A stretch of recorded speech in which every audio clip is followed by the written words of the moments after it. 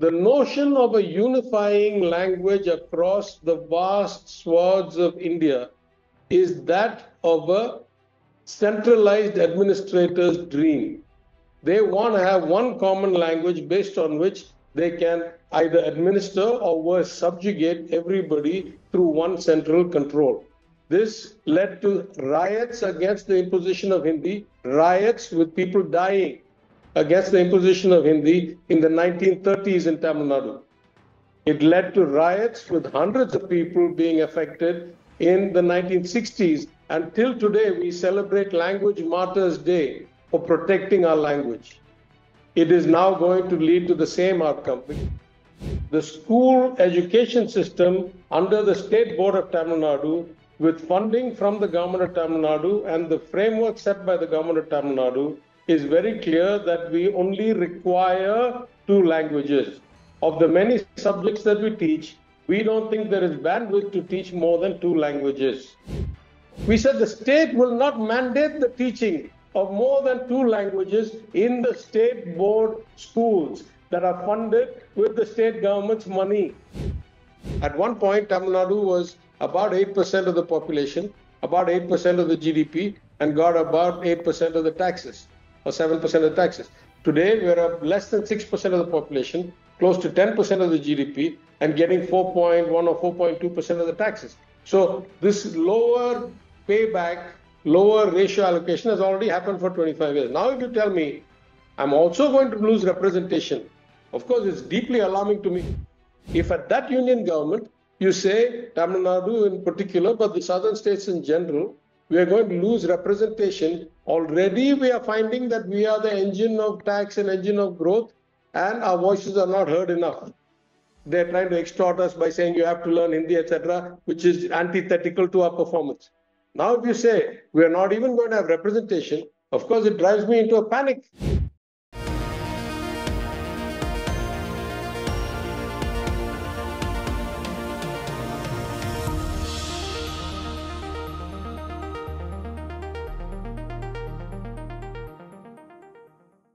Hello and welcome to a special interview for The Wire. Disputes between the central government and opposition state governments are not unusual, but 2 issues dividing the Modi government from the state government in Tamil Nadu have come to dominate the news. They are our focus today. Is the centre trying to impose Hindi on Tamil Nadu, or has the Chief Minister misunderstood the national education policy? And could Tamil Nadu, along with other southern states, be adversely affected by delimitation, which is widely expected to happen next year? My guest is the Tamil Nadu government's Minister for Information Technology and Digital Services, P. Thiaga Rajan. Mr. Thiaga Rajan, why does Chief Minister Stalin believe that the national education policy imposes Hindi on southern states like Tamil Nadu, when experts like Yogendra Yadav, for one, have written in papers that it doesn't even mention Hindi? Well, maybe if you don't mind, I'll start a little bit from the beginning. Education is a very sensitive and very central issue for us politically. We believe that what separates Tamil Nadu in particular and the South in general is a focus on education, and education as the basis for social justice and inclusion. This goes back to the Justice Party government of 1921, which legislated compulsory elementary education for boys and girls more than a century ago.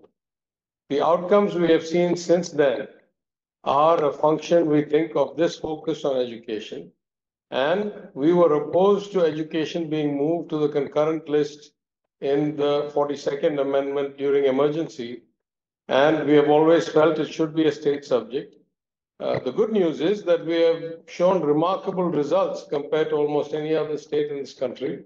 Our approach, our focus, our inclusion has shown spectacularly good results. Therefore, at the core of it, we start with the basis, whether the message is from Mr. Yogendra Yadav or it is from the Ministry of the Government of India. We don't believe anybody outside Tamil Nadu should be telling us how to run school education policy. First problem, first issue. It is a concurrent list subject. was always interpreted till now that all the way from elementary education, kindergarten through high school was almost exclusively state subject. And when we came to the universities, because of things like the University Grant Commission and because of the need for degrees to be valid throughout the country, therefore we could see this being a kind of concurrent list in the union half of the spectrum. If you look at any place in the world, the degree that I got from the Massachusetts Institute of Technology in Cambridge, Massachusetts, in the state of Massachusetts, United States, is not mandated or federated by the federal government of the United States. It is an independent university, and if there's any regulation to be had, those regulations come from within the state. So at the core of it, we don't really worry. Maybe Mr. Yogendra Yadav hasn't read. There are many places where it says Hindi. I've read the document many times. There are many places where it says Sanskrit. So if he believes it doesn't include No, but Hindi, the point, Mr. Thiaga Rajan, is that it doesn't impose Hindi. This is the point that Yogendra Yadav and other experts are making. No. Your choice as the state government to choose the 3 languages you wish to teach. Every citizen is entitled to his opinion. I don't have any emphasis or value on Mr. Yadav's opinion compared to any of the remaining 1.4 odd billion people in the state. We are elected by the people. We are legislators. We form a government. We have a government policy. Our policy is a 2-language policy. We are very, very clear that we do not want a 3-language policy. It doesn't matter to me what Mr. Yadav thinks. That's Can his you opinion. explain that point? Why are you so adamant about it being a 2-language policy in Tamil Nadu? Why are you so hotly against a 3-language policy? After all, children have a capacity to learn languages easily and quickly. It's to their advantage to be taught more. I'm so glad. How many children in Uttar Pradesh know 3 languages? How many children in Bihar know 3 languages? How many children in Uttar Pradesh know 2 languages? Since you have such a fantastic idea that every child can learn 3 languages, what has been the outcome in our country for the last 75 years? What percentage of our children are spectacularly good at 2? Let's start then with 3. What do you mean children are spectacularly good at learning? Where have been the outcomes to show any of this to be true? We are very clear. We want a 2-language formula. It is both ethnically, culturally, and economically a sophisticated approach that has yielded us spectacular results. Tell me one place where a 3-language formula in this country has yielded better results than the state of Tamil Nadu, and explain to me why we should change from our policy for the sake of somebody else. Let me put it like this. The truth is that the 3-language formula has been an integral part of the first and second education policies as well. More importantly, by not imposing Hindi in any shape or form, or to quote Yogendra Yadav again, by not mentioning Hindi, the new national education policy actually dilutes the formula. So if it was acceptable earlier, why is it not acceptable now? When was it acceptable for us? You say that the 3-language formula has been in there from the first education policy. I say that for 75 years, or rather since 1952, since the government of Tamil Nadu or Madras state as it was then, we have never had a 3-language formula. So what you're really saying at the crux of it is that till now, no government forced its views of an educational policy onto a state administration and didn't try to strong arm it or extort it using financing as the basis for imposing their views. That is the only thing that has changed. You have kept on saying in the education policy that you want 3-language. We have kept on saying we are doing 2-language, doing it well. And I keep asking the question, what have you done in Uttar Pradesh or Bihar or Madhya Pradesh? What percentage of children are proficient at 1 language? Let me answer that. Let alone 3 languages. Let me answer that. Just because the education policy or the method of teaching in Uttar Pradesh and Bihar is so poor that children are not even proficient in 1 language and therefore leave aside 2 or 3, they can't study more. Why should that be a constraint in Tamil Nadu? You have a super education system. Your children are capable of learning more languages. Why not give them that advantage? Why do you believe, without any evidence of any successful implementation anywhere, why do you believe that we should give up our core belief of 2-language for the sake of, even you, I say, are not erudite enough You are not a PhD in education. You are not a man who has done 10 years of research. Even if you tell me that you think the three-language formula is right, I say that is not adequate for me. We have 70 years of data. We have 70 years of outcomes. And certainly neither you nor Yogendra Yadav nor anybody in this union government has the scientific qualifications, nor even the people who formed the NEP have the basis of data points around the world to tell us why a three-language formula, given the resource constraints that we all have, we are a developing country, we have limitations in our school system, why should we move to a policy because you say so? Okay, let me cite one more time something that Yogendra Yadav has written. He wrote it in the Indian Express. Listen, are we having a conversation about the state of Tamil Nadu and the union government of Yogendra Yadav? He's made a suggestion about how you could accept the present national education policy. I want to see how you respond to it. He basically says that the national education policy requires that children should be taught any three languages chosen by the state. I repeat that, any three languages chosen by the state, provided two of these three languages are native Indian languages. And his suggestion is Tamil Nadu could opt for Tamil, English, and classical Tamil. Not Hindi, not Sanskrit, but Tamil, English, and classical Tamil. He suggests that would be an excellent solution for your government and your state. He should get himself elected either as a councillor or a member of some state assembly or the parliament and go and propose his ideas after being elected by the people. We are not interested in anything other than a two-language formula. It doesn't matter to me what Mr. Yadav says. I tell you for the nth time, if he believes he has unique insight, he should go stand in an election, get elected, try and form a government, and try and implement his policy. We are not interested in his view. We are very clear. Teaching young children a lot of things is a difficult task. Right now, our educational outcomes, though they're superior to the national average, are not where we would like them to be. We don't really have the bandwidth or the capacity to profoundly change the educational model and hope that we continue to improve our results. We are very clear philosophically, culturally, based on 70 years of outcomes, we are very comfortable with our two-language formula. It has provided spectacular results compared to any other part of India. Just because some so-called intellectual thinks that they know better, we are not interested. Just because there's a policy that is not constitutionally mandated, but is being used to extort us, we are not interested. We are based on our history, our values, and the people who represent or elected us to be their representatives. We work on their mandate. I hear your answer. Let me put to you what the Minister of State for Education, Jayant Chaudhary, said, and I believe it was to the Hindu newspaper just a couple of days ago. I'm quoting him. He said, Mr. Stalin himself knows 4 languages and is multilingual. And then he asks, why is the chief minister reluctant to let children learn 3 languages? He's actually personalizing the point.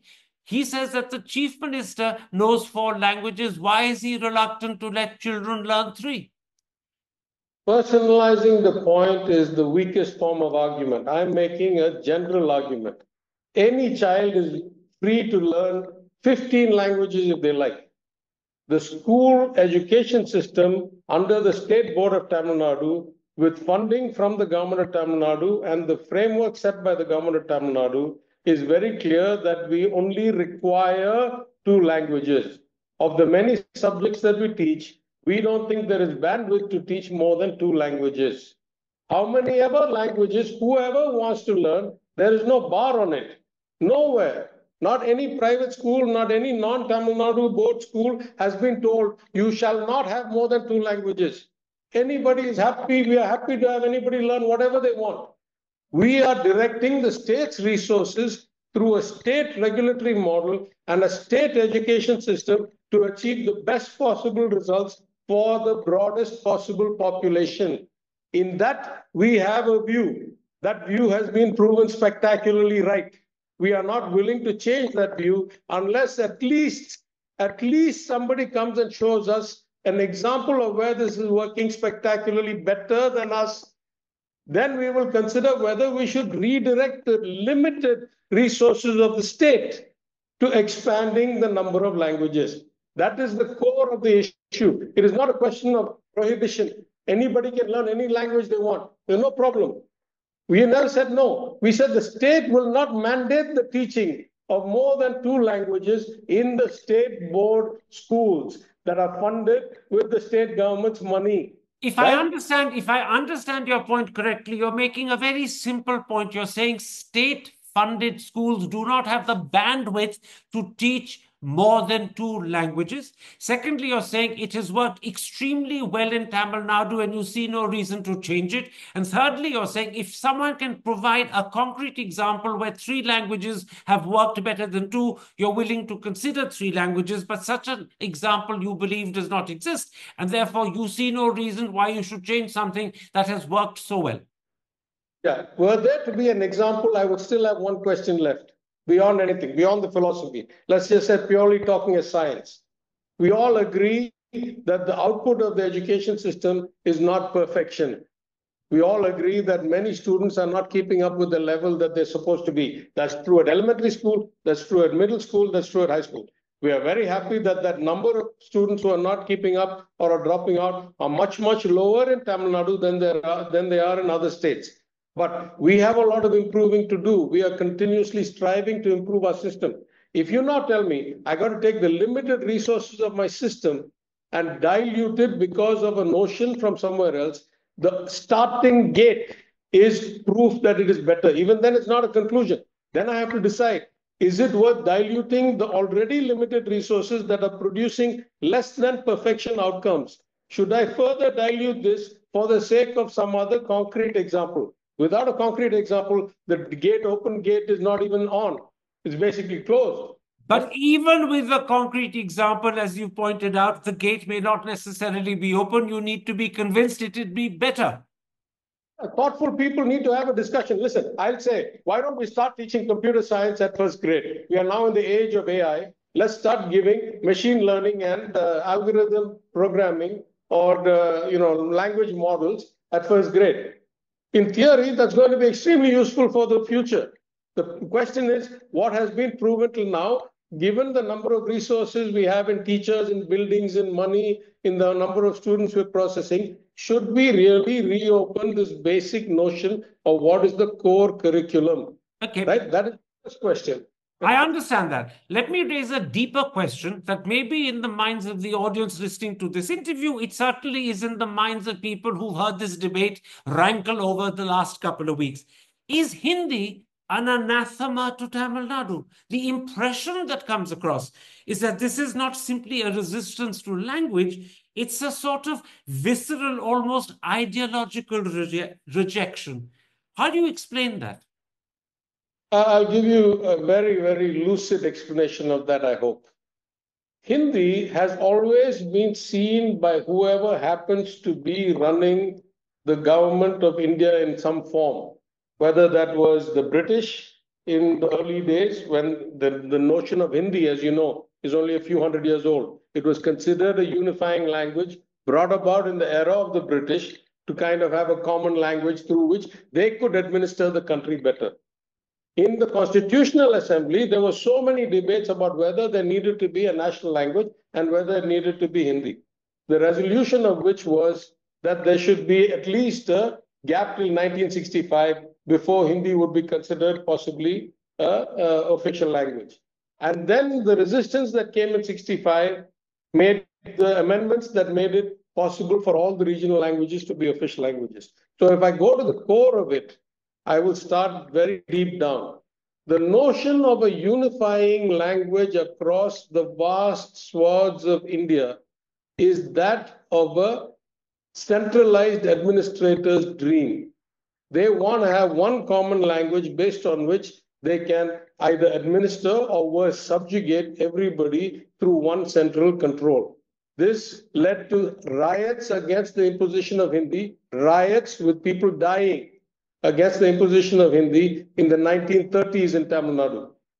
It led to riots with hundreds of people being affected in the 1960s. Until today, we celebrate Language Martyrs Day for protecting our language.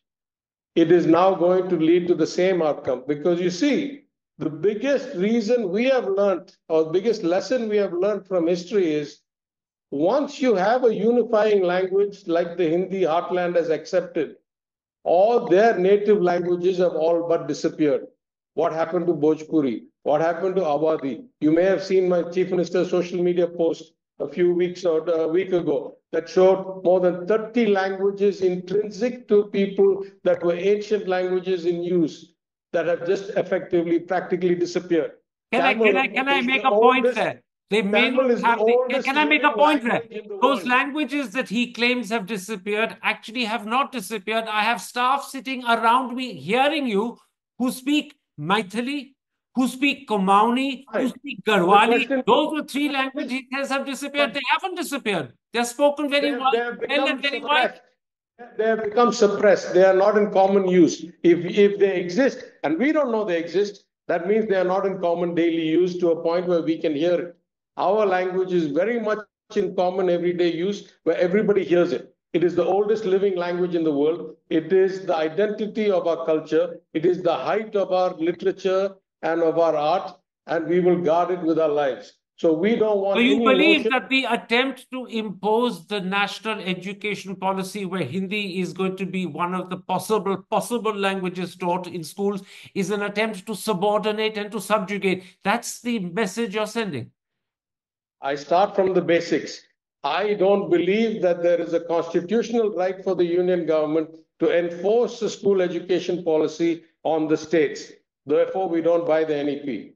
In particular, we have no reason to ever take a three-language formula. We have never done so in the past. We are not going to willingly do so in the future. There is neither philosophical reason, nor practical reason, nor evidential reason for us to do that. And we have severe constraints in the resources we have.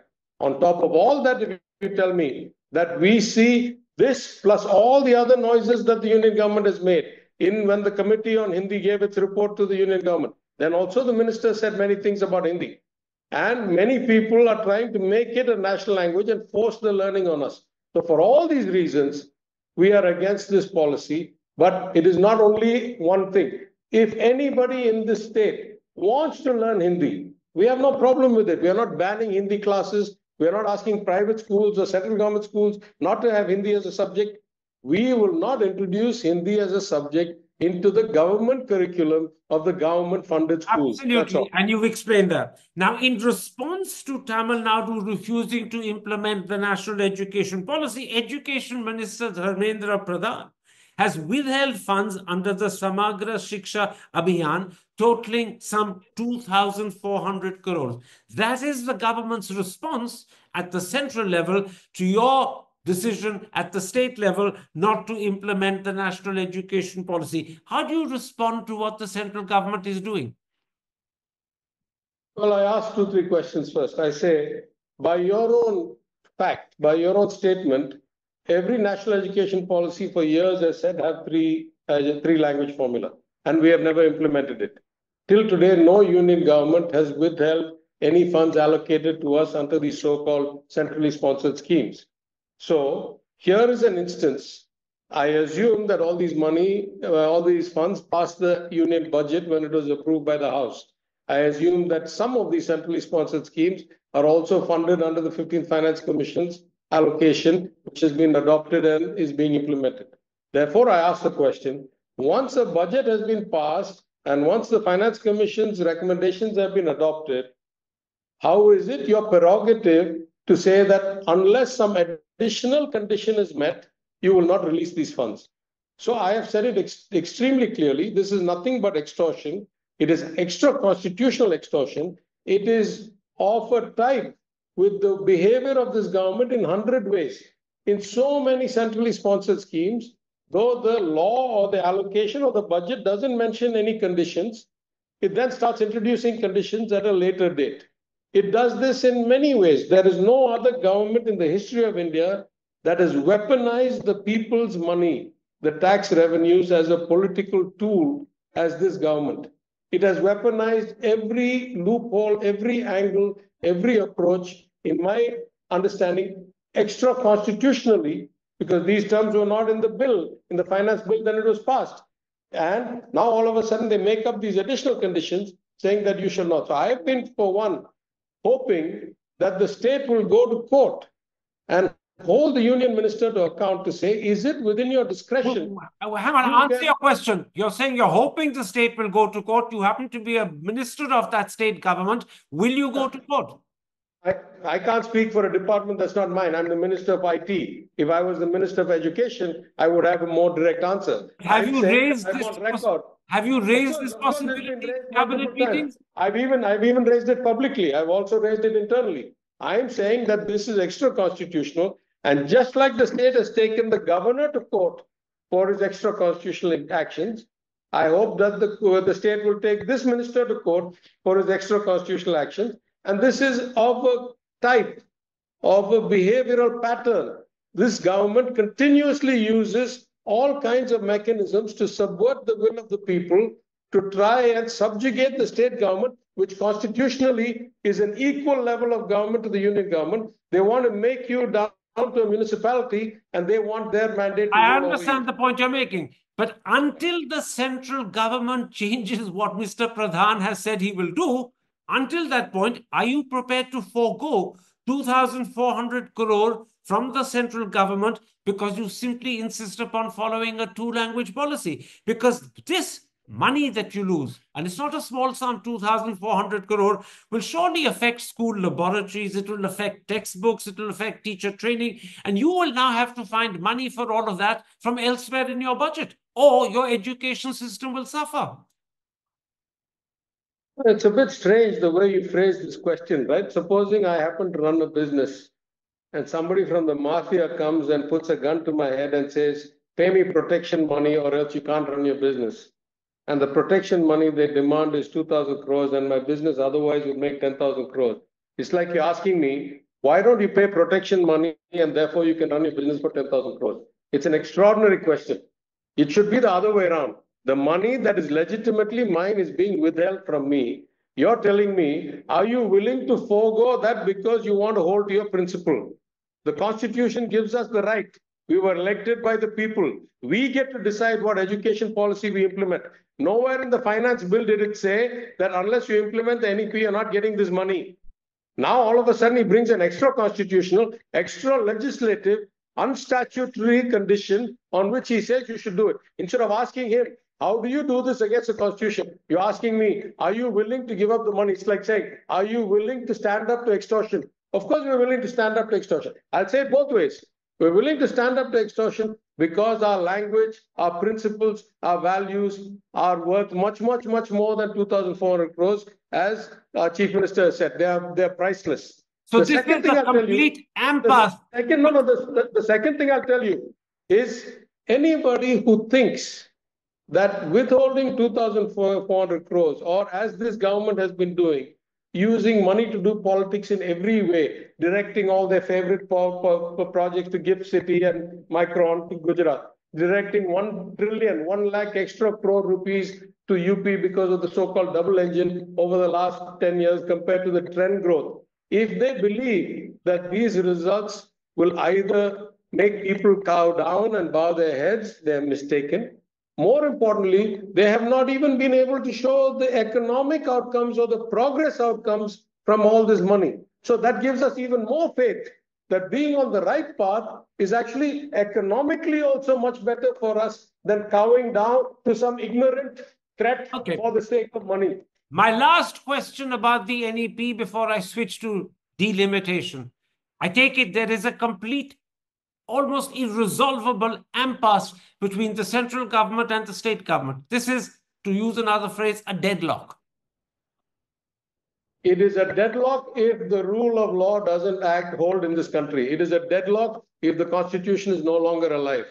If the rule of law and the framework of the Constitution applies, the government of India has to release the funds. It doesn't have the right to add conditions just because it feels like it on the allocation of monies that have already passed the parliament in the finance bill or allocated by the 15th Finance Commission. Hi, I'm Karan Thapar. Over the last few years, I hope you've been watching my program, The Interview on the Wire. During that period, I've interviewed doctors, politicians, businessmen, scientists, authors, and even the occasional Nobel laureate. For me, it's been exciting. I hope it's been enjoyable for you. But these, as you know, are tough times, and if this program is going to remain bold, independent, and sometimes even defiant, then I think we need your support. At the end of the day, it's a truism, but editorial independence is best defended by the viewers. So if you would like this program to remain the way it is, forthright, outspoken, and interesting, then would you consider supporting us? All you have to do is to click on the description at the bottom. But more than anything else, I hope you will continue to watch the interview. Your viewership means an awful lot to me.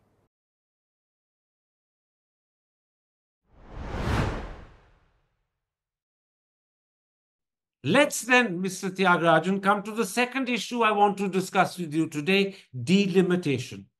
The Chief Minister has called this a sword hanging over the head of South India. He's called an all-party meeting on this issue on the 5th, which is in 2 days' time. Can you start by explaining to the audience, who may not be aware of the fine details, what is the Chief Minister's key concern about delimitation? Well, we should start actually again with proper historical perspective, right? In any democracy, on a regular basis, you're supposed to do two things. One is keep taking a census to find out who lives where people have shifted, etc. And two is allocate representatives to the parliament, to the assembly, to the local council of the city or the village based on the population, because equal representation is a profound principle of democracy. This is the basis for all these discussions. Now, we start in 1951 after the adoption of the Constitution, 52 first election. And from 52 till about the 70s, what happened every 10 years was a new census was taken. And once a new census was taken, the seats for parliament in particular, but also all the other levels, were redistricted to ensure somewhat equitable representation, the same number of people per MP, the same number of people per MLA, and so forth. What happened in the 1970s was that the population growth was growing so rapidly, was increasing so rapidly for a resource-constrained country, that the then government decided, rightly so, that population control was one of the primary objectives for development and poverty alleviation.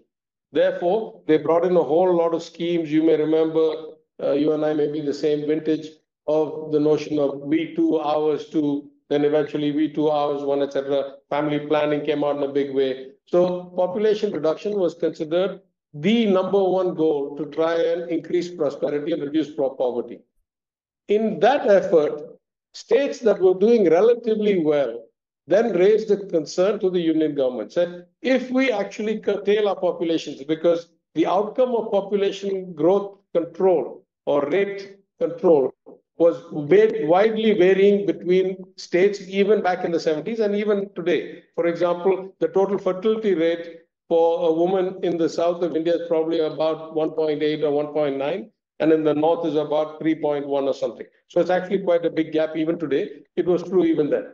So they went to the union government and said, if we do what the government says is our national objective, and if you do redistricting every 10 years, what's going to happen is those of us who restrict our population growth are going to become proportionally less represented in the parliament. Therefore, give us a solution where by being patriots and following the national ambition, we are not losing representation. So in this 42nd amendment, the same amendment that made the subjects, health, education, and all move from the state list to the concurrent list, a resolution was passed that redistricting shall be frozen for 25 years. From 1976 to 2001, there will be no redistricting of parliamentary seats based on census, because we don't want to penalize those states that are actually achieving the objective of population reduction. Now, fast forward to 2021. In 2001, which was the end of this first, 2001, the government of India had to do one of two things, or the Parliament of India had to do one of two things. Either let it expire and do a redistricting after the 2001 census, or say that still it was in the national interest and therefore states that reduce their population should not be penalized. And therefore, though the 76 amendment was brought by Tirumati Indira Gandhi and her government, then the Congress government, the 2001 government led by Thiru Vajpayee at the time brought another constitutional amendment, the 84th constitutional amendment, that said this freeze on redistricting shall extend for another 25 years till 2026. So since 1976, the number of parliamentary seats per state have stayed frozen. In the meantime, because of this disparity I've told you about the birth rates, the population in states like Uttar Pradesh and Bihar have grown much faster than the population in states like Tamil Nadu or Kerala. So at this point today, you effectively have unequal representation. That is to say, the average MP in Tamil Nadu probably represents somewhere less than 2 million people, and the average MP in Uttar Pradesh probably represents more than 2.5, closer to 3 million people. So that's the disparity that we now have that is going to be relevant or be exposed or be the basis should this redistricting limitation or freeze expire in a year from now. I understand. The Chief Minister has claimed that if delimitation were to happen in 2026, the number of seats that Tamil Nadu has in the Lok Sabha, I'm excluding Pondicherry, would shrink from 39 to 31. That's a very substantial 20% diminution. Let me first ask you, how confident he is of this figure 31?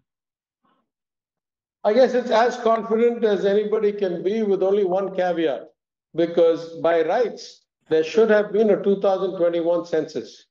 After 2011, there has been no census. This current government, which is in its third term, has chosen not to run the census, only now announced it and is starting to gear up for it. So if there is any discrepancy in this number, it is purely based on the fact that everybody has to use the 2011 census and project forward. Normally, in a country like ours, I have often recommended that the census should not even be once every 10 years. It should be once in 3 or 5 years, because it's changing so dramatically, so dynamically, that other countries which do it very frequently, like Australia does it almost every 3 years, that we should do it much more frequently. But that's a different issue. Now we don't have a census for 14 years from 2011. So when we project numbers, we have to take 2011 and multiply it by all the available data, voter records, pension accounts, ration cards, public distribution systems, etc. So if there is any discrepancy, it is only a minor discrepancy based on everybody working off of projections. The general trend mathematically is not in dispute, right? It may be 30.98 or 31.62, I don't know. Those numbers, because all of us are working with approximations and projections, there hasn't been a census in recent years. Now, the Times of India on the 27th of February did a set of calculations with the projection as a result, and I want to put that to you to ask you, how concerned are you if that actually turns out to be the truth? The Times of India has done this calculation, and I'll quote it. It says that at the moment, the 5 southern states have 129 out of 543 Lok Sabha seats, which is roughly 24% of the total. But in a Lok Sabha where the total number of seats is 790, the 5 southern states will only have 152 seats, which is just 19%.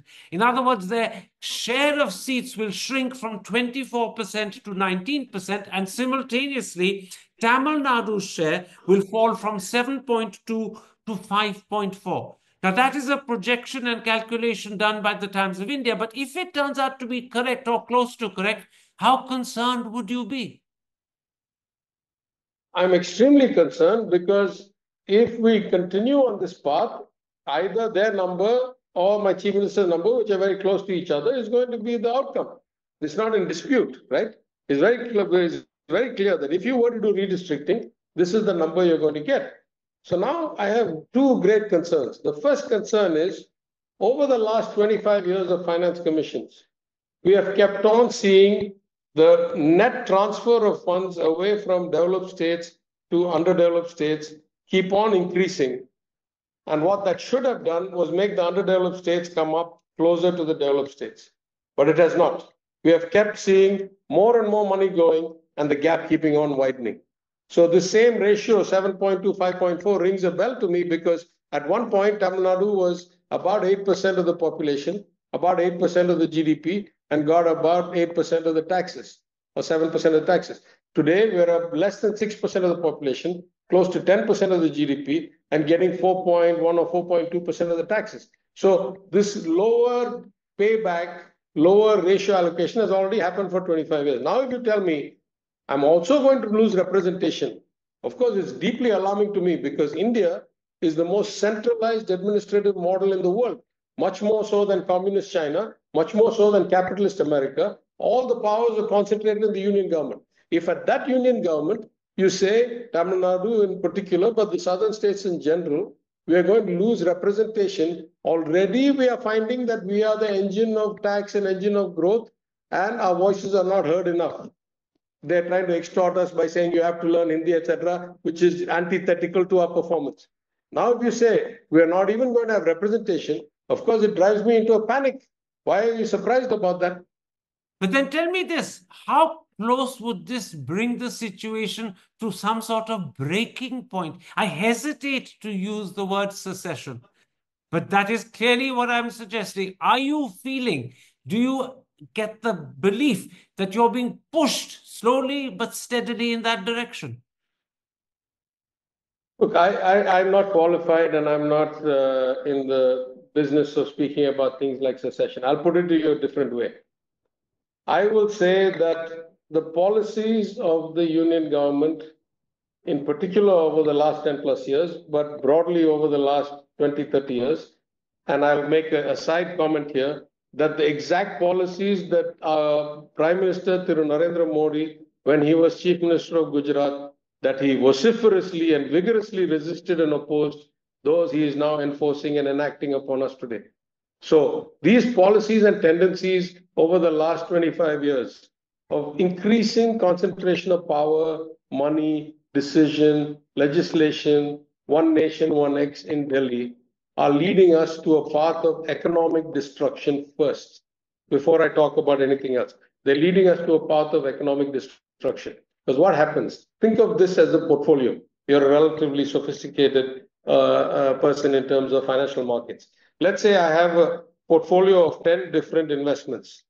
And every year, I take the great profits that come out of the investments that are doing really well, and I keep putting it into the investments that are performing really badly or losing. I can guarantee you that every year, my total portfolio return is going to go down. That is exactly what is happening now. We are keeping on taking the money from the states that if given more investment, if given better infrastructure, if provided more projects, could result in greater overall growth for the country. And we're keeping on putting it into places where it doesn't deliver any outcome. If we keep on doing this financially, already we are on a destructive path.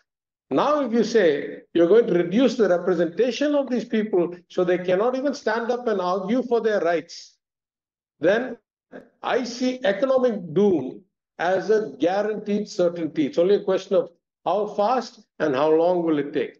Because if you keep on taking from the best performing, better performing, and keep on investing it into the worst performing and getting no returns, this is mathematics. It doesn't require deep genius. And if that is imposed on you, what will be the response from Tamil Nadu?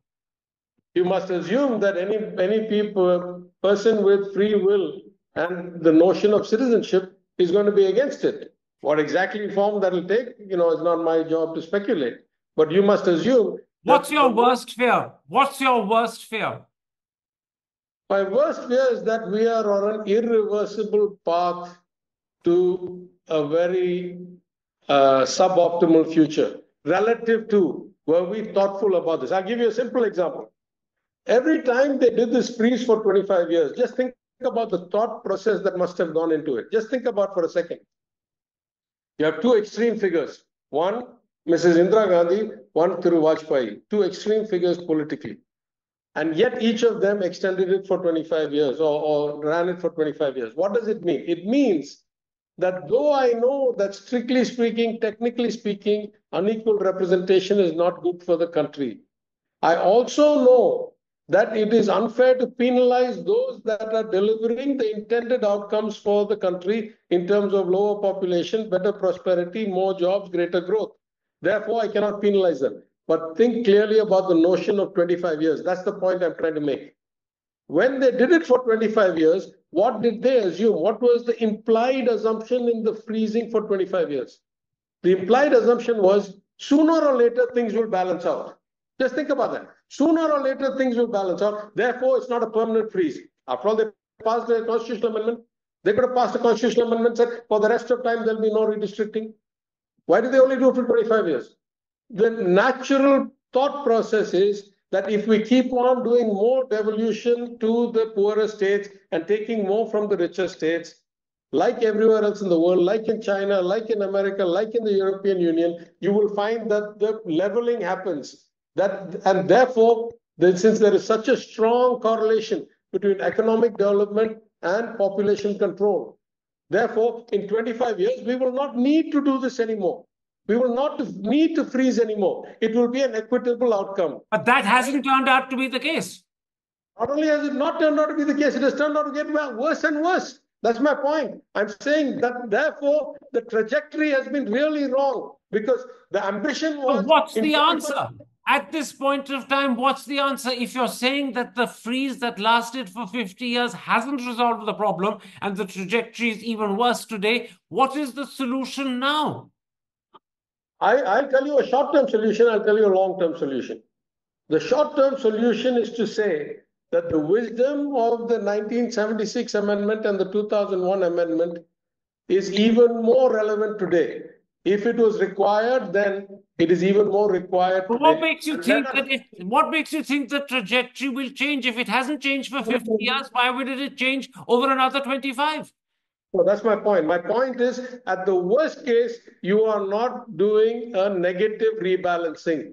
At least you are freezing it for another 25 years. That is a short-term solution. It removes all the worst fears that you were talking about.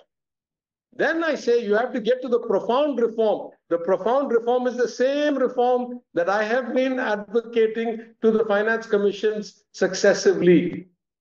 Just because you move money will not give you better outcomes.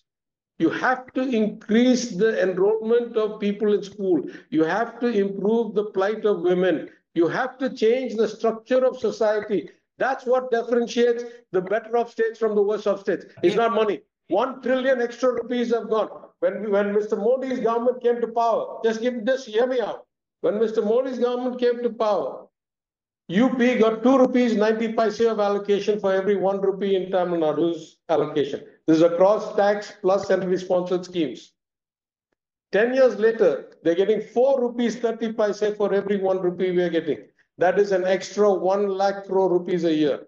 What has happened to the relative GDP or GSDPs of UP and Tamil Nadu in that time? UP used to be 118% of Tamil Nadu in 2014. It has dropped to 93% of Tamil Nadu in 2024. Per capita, UP's GSDP used to be 42% of Tamil Nadu in 2014. It has dropped to 32% in 2024. All this money has not given you any return.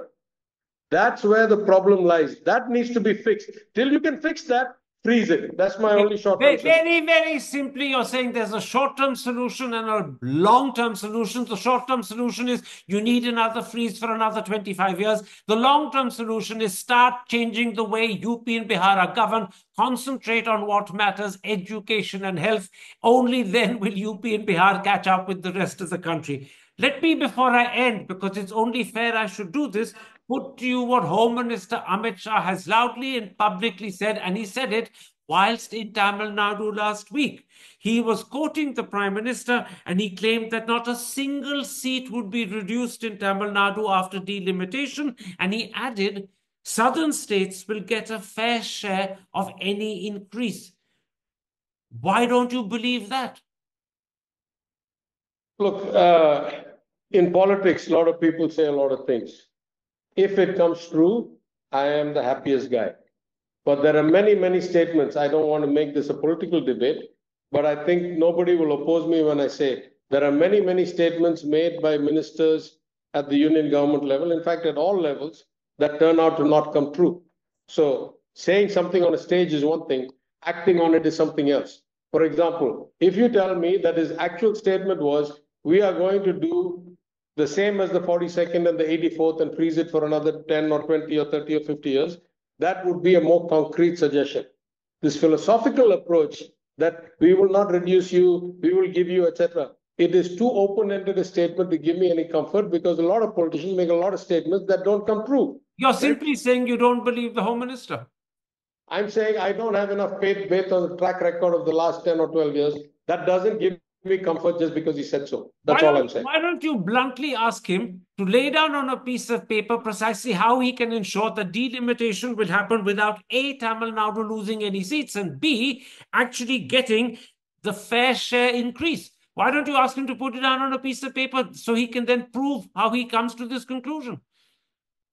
You greatly overrate my standing, my friend. I'm not sure that I can write to the Union Home Minister. No, but your Chief Minister can. Yeah, my government, my Chief Minister will take the appropriate actions.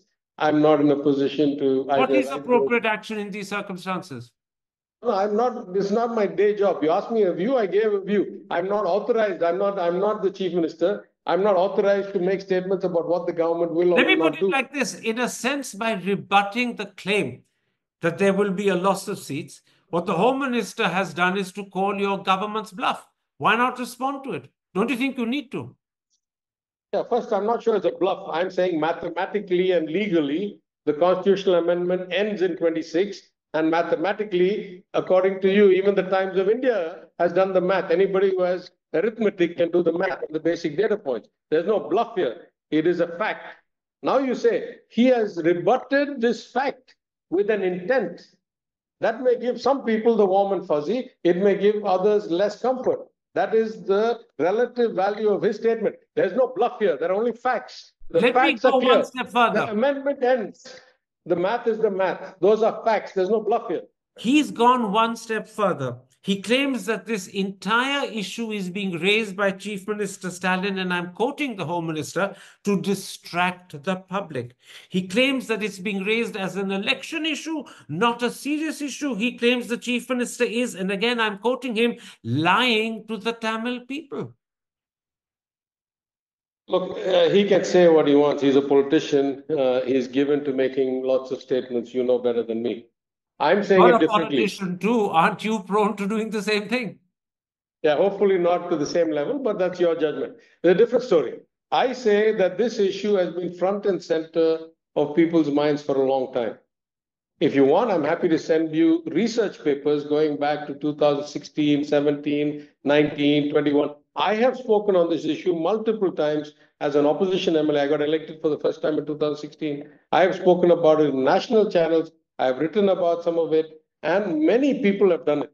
Surely, if the clock is ticking down to 2026, surely the level of attention, the level of urgency, the level of angst, the level of nervousness, the level of emotion and activation only increases as the deadline approaches. That's the natural progression of life. I don't understand. If the issue was coming in 2035 and suddenly we started making up and down jump about it the year before in 2025, 10 years before, then you say, oh, the timing is suspicious. I say this issue has been front and center of the people of South India's minds for at least 8-10 years. And it is coming to a head because it's a 25-year freeze that happens to expire next year.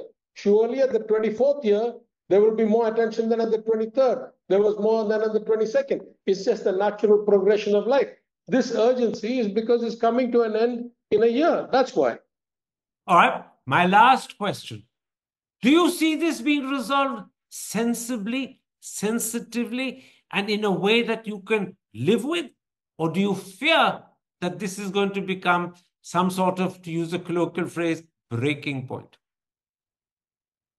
Look, I'll just say two things. Though I am profoundly politically and philosophically opposed to the BJP's values and their idea of Hindutva versus our idea of Hindus and etc., I assume that everybody who comes to public life comes with a sense of responsibility, comes with a sense of wanting to do the right thing, comes with a sense of trying to make the world a better place, the country a better place, people's lives better.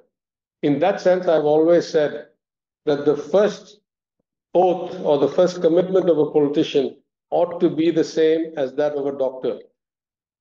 First, do no harm. that should be your first oath. In that sense, I believe that any reasonable politician, though they may say and do a lot of things for politics up to a level, were it to come to the future of this country, they would not want to even bring it into any shadow of negative, either economically or politically, based on some hard and fast approach to something. That's my hope, that's my instinct. I'll say it another way. You remember the old saying by George Santayana about those who forget the past are condemned to repeat it. So I say that the issue of trying to force languages into Tamil Nadu has got a lot of past, a lot of history.